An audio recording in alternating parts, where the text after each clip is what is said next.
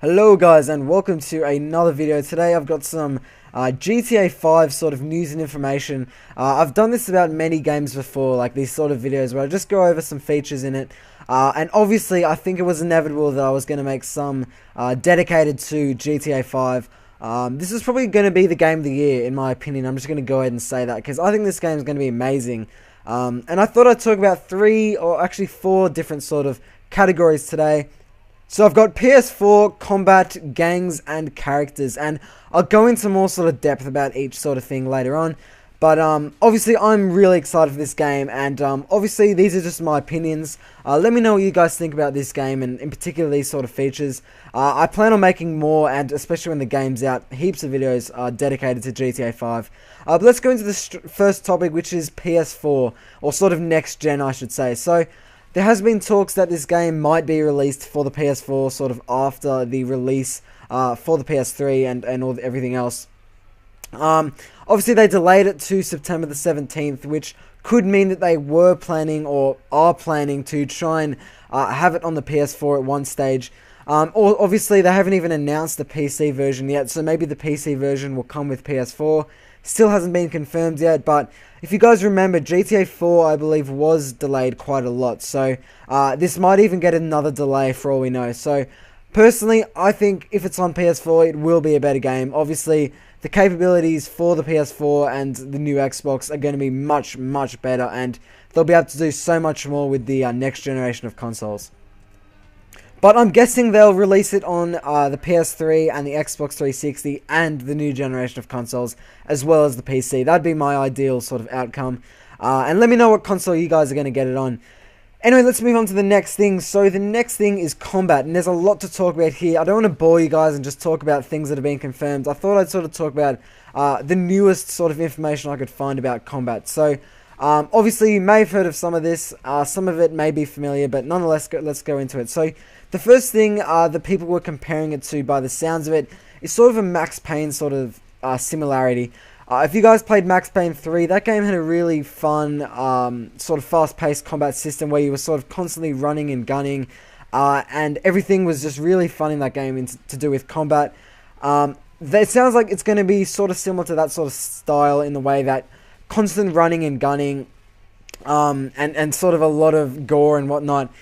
They did confirm that there is sort of a combat jog where you can sort of sprint with your gun, which was in other GTAs. You can also sort of roll into cover just like other GTAs, but I think it's easy to sort of move your way around when you're in cover. I remember in older GTAs you'd feel really quite clunky when you were sort of in cover, and apparently they're going to make this a lot more sort of fluent. Also, apparently the camera will sort of pull back when you're sort of shooting, to give you a sort of wider sort of field of view, I suppose you could say. I'm not sure about first person yet. I'm not sure if you can zoom into first person. I don't think this game really is that sort of game where you should go into first person. I personally prefer and like that sort of third person theme to it. But obviously the camera is really cool the way it sort of zooms back. The way targeting works is pretty much, you can sort of have 2 different sort of ways you can play. So the first way, sort of completely free aim, where you're just shooting around using your mouse or your joystick to sort of aim, or you can have this sort of lock-on option where it kind of allows players to sort of move their reticle away from enemies automatically, which is selected. That's sort of more for, I suppose, players that aren't too familiar with the sort of combat, I suppose. Maybe a little bit easier as well, by the sounds of it. But players get a real sort of big choice in the way they want to play through the game. Apparently you can really go play stealthy if you wanted to. Personally, I like in GTAs to sort of run around with a gun and blow crap up. That's just how I like to play my GTAs, but if you want to have a more sort of stealthy approach, apparently you can. And needless to say, that you can obviously steal cars, lots of guns and weapons to get to, kill people with. If you're the sort of guy who, I probably shouldn't be saying this, who just likes to, go around the streets killing people, and I, no shame in saying this, I kind of enjoy doing that, then obviously you can do that in this game. It's not all sort of locked. There's so many places to go in this game where you can sort of just kill things if you want to, sort of take out your anger. The way the wanted system works is sort of similar to other GTAs. I don't think they've changed much about it just yet. Basically, once you're out of the area, you sort of lose heat, which is sort of like stars, I suppose. And basically, the higher the star, the more sort of force the police and everything will sort of get into sort of getting you into custody. Sort of similar. We've seen it all before.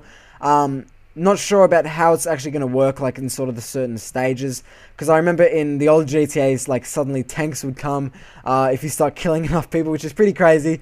You can also hide to lower heat, so you could maybe steal a car and, you know, people might not notice you. Maybe you can even change characters. Obviously there's character swapping, which can help you in certain situations. I'll talk about characters a bit later on, but obviously you can sort of plan getaways as well. Maybe if you're robbing a bank or something, you can plan a getaway, you know, planting a car in a zone where you can sort of escape. Lots of cool things you can do with sort of combat. So that's basically for combat, guys. I think the combat is going to make this game really, really fun. So the next thing I thought I'd talk about is gangs. This hasn't been talked about much at all, but I figured I'd talk about it. This is sort of a multiplayer thing.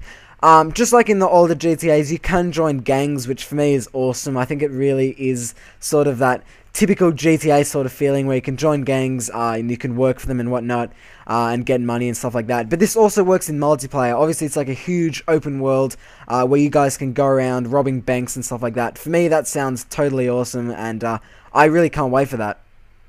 So moving on to characters, I know most of you guys probably know a lot about the characters, but I thought I'd briefly go over all three of them and tell you guys a little bit about them. So there's three main protagonists. There's obviously heaps of other characters, but the first one is Michael, and he's pretty much a retired criminal. I'm pretty sure he used to like rob banks and stuff like that. He's pretty rich by the sounds of it. I think he's in his early 40s, I believe. He's got 2 kids and a wife, and I think at some point throughout the game he will join the criminal business with his friend Trevor. His special ability is pretty much bullet time from Max Payne 3. So for me, he sounds like a pretty interesting character, but he doesn't sound too sort of different. He sounds a little bit sort of generic nearly. I know they're all unique, but he sounds like sort of the most sort of plain Jane sort of character.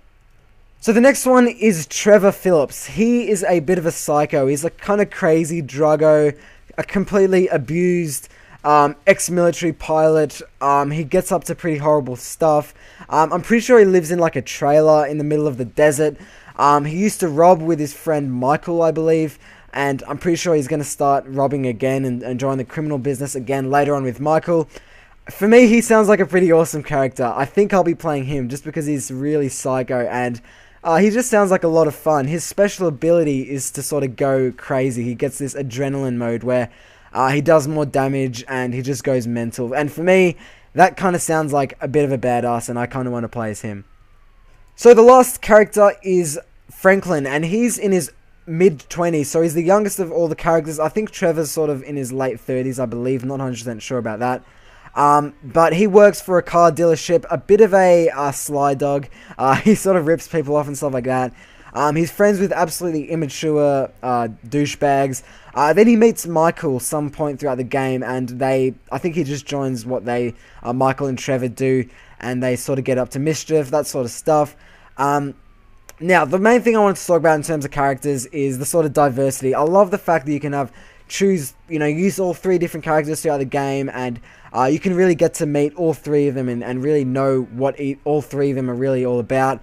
You can customize them ever so slightly with like clothing and like hairstyles, but you can't do like RPG customization. You can't like change their face details. You can't make them fatter or like skinnier or taller or anything like that, which I think that's better because, I mean, it would use up a lot of CPU, I believe it's called, on your computer, and I think it's just unnecessary.